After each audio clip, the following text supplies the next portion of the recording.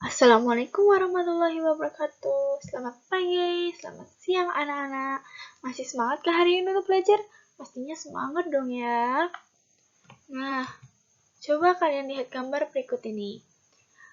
Pernahkah kalian melihat pohon pisang? Pastinya kalian pernah dong ya melihat pohon pisang. Jika kamu perhatikan, pohon pisang hanya akan berbuah sekali dalam hidupnya. Setelah berubah, pohon pisang akan ditebang dan akan digantikan dengan pohon pisang lain yang tumbuh dari tunas di sampingnya. Jika kamu perhatikan dengan teliti, ternyata buah pisang itu memiliki biji-biji kecil di dalamnya. Jika memiliki biji, mengapa pohon pisang selalu dikembangbiakan oleh petani dari tunas dan bukan dari biji? Apakah cara perkembangbiakan tumbuhan lain juga sama dengan pohon pisang? Lalu, bagaimanakah dengan cara perkembangbiakan hewan? Untuk mengetahui perkembangbiakan makhluk hidup lebih lanjut, marilah kita mempelajari sistem perkembangbiakan tumbuhan dan hewan.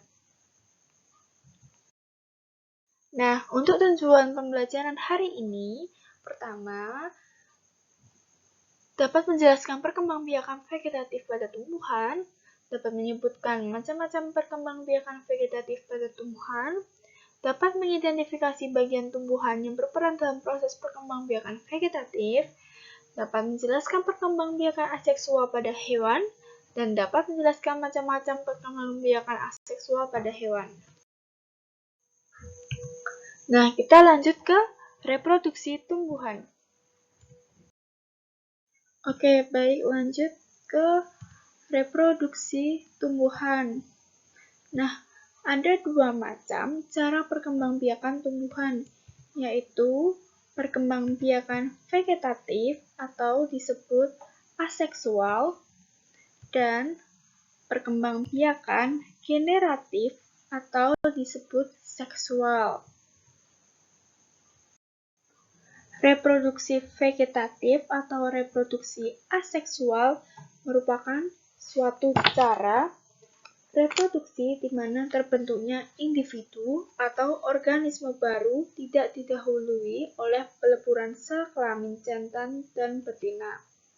Cara reproduksi ini hanya melibatkan satu induk dan menghasilkan keturunan yang secara genetik identik dengan induknya. Nah, untuk reproduksi generatif atau reproduksi seksual itu tuh merupakan suatu cara reproduksi melalui peleburan sel kelamin jantan dengan sel kelamin betina. Reproduksi seksual terjadi hampir pada semua jenis organisme, baik pada hewan maupun tumbuhan, mulai organisme bersel satu sampai dengan tumbuhan berbunga dan hewan vertebrata melakukan cara reproduksi ini. Berdasarkan cara terjadinya perkembangbiakan vegetatif dibedakan menjadi dua, yaitu perkembangbiakan vegetatif alami dan perkembangbiakan vegetatif buatan. Vegetatif alami itu terjadi apabila terbentuknya individu baru terjadi dengan sendirinya, jadi tanpa bantuan manusia. Jika vegetatif buatan itu tuh terjadi apabila manusia melakukan budidaya terhadap suatu tanaman untuk memperoleh keturunan baru secara vegetatif. Nah, perkembangbiakan vegetatif alami itu meliputi perkembangbiakan dengan membelah diri, spora, tunas, umbi batang, umbi lapis, umbi akar, dan sebagainya. Nah, ini contoh termasuk reproduksi vegetatif alami cara perkembangbiakannya ya. Pertama pada rizom. Nah, rizom sendiri ini kan batang yang tumbuh menjalar dalam bawah tanah. Karena itu, rizom atau rimpang mempunyai ciri yang sama dengan batang, yaitu berbuku-buku dan bertunas. Pada buku rizom terdapat kuncup, dan dapat berkembang menjadi tunas. tunas tersebut akan tumbuh tegak menjadi tumbuhan baru di atas tanah. Tetapi tumbuhan baru tetap bergabung dengan tumbuhan induk sehingga membentuk rumpun. Nah, contoh rizom sendiri ini kan seperti gambar berikut ini jahe. Ada juga lengkuas, ada juga kunyit dan temulawak. Reproduksi vegetatif alami selanjutnya yaitu pada stolon, yang mana batang yang tumbuh dan menjalar di permukaan tanah. Nah, contohnya sendiri itu stroberi dan pegagan. Jadi, stolon ini tuh pada ruas-ruas batang terdapat tunas yang dapat tumbuh menjadi tumbuhan baru. Walaupun tumbuhannya baru, tetap berhubungan dengan tumbuhan induknya.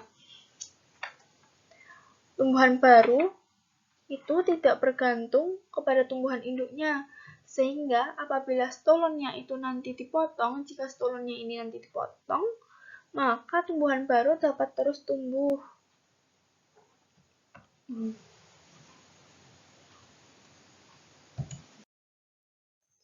Nah, cara perkembangbiakan vegetatif alami pada tumbuhan yang selanjutnya yaitu pada umbi lapis, yang mana memiliki susunan berlapis-lapis, contohnya seperti bawang putih, bawang bombay, atau bakung. Nah, kemudian yang selanjutnya lagi yaitu pada umbi batang. Nah, umbi batang ini kan tumbuh membesar di dalam tanah dan berfungsi untuk menyimpan cadangan makanan.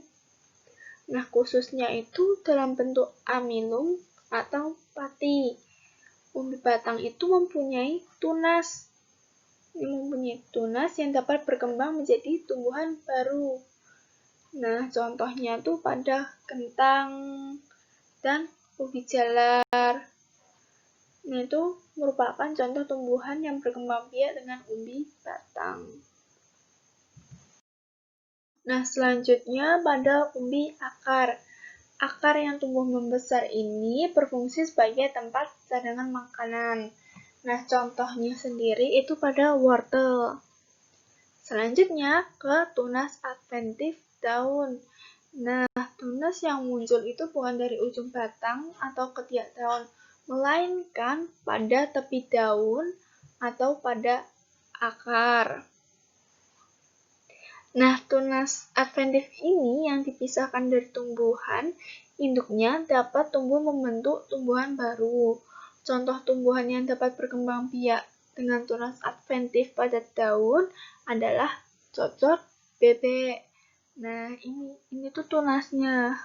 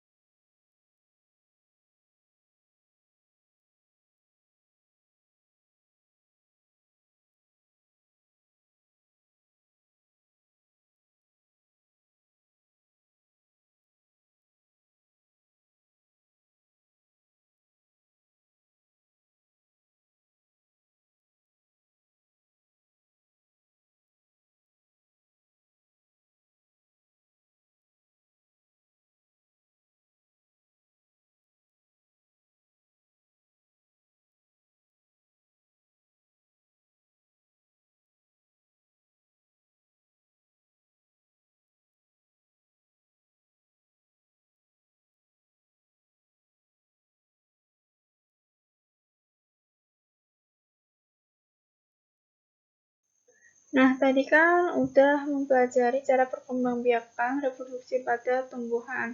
Nah, sekarang selanjutnya yaitu reproduksi pada hewan. Reproduksi vegetatif hewan dapat melalui pembelahan diri, fragmentasi, partenogenesis, dan pertunasan.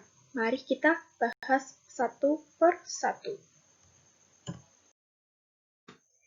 Nah, reproduksi aseksual pada hewan itu dapat dilakukan dengan beberapa cara tadi, yaitu pembelahan diri, fragmentasi, partenogenesis, dan pembentukan tunas. Nah, untuk pembelahan diri, ini contohnya pada amoeba paramecium.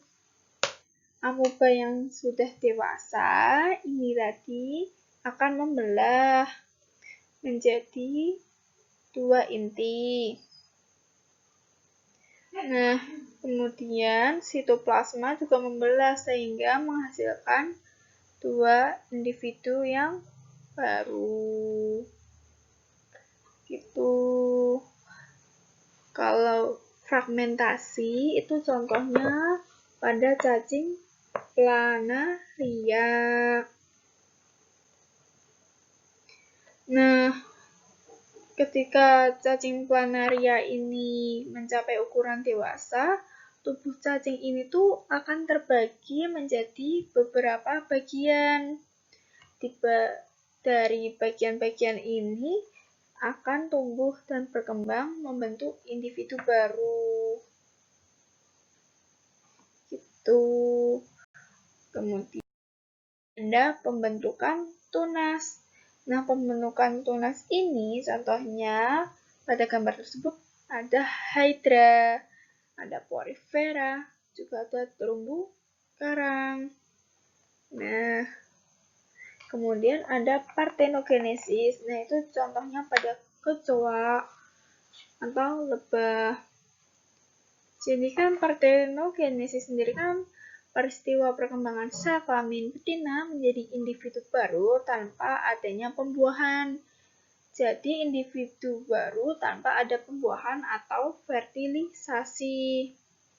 Individu baru ini merupakan individu haploid yang tumbuh dari sel haploid. Tuh. Paham anak-anak?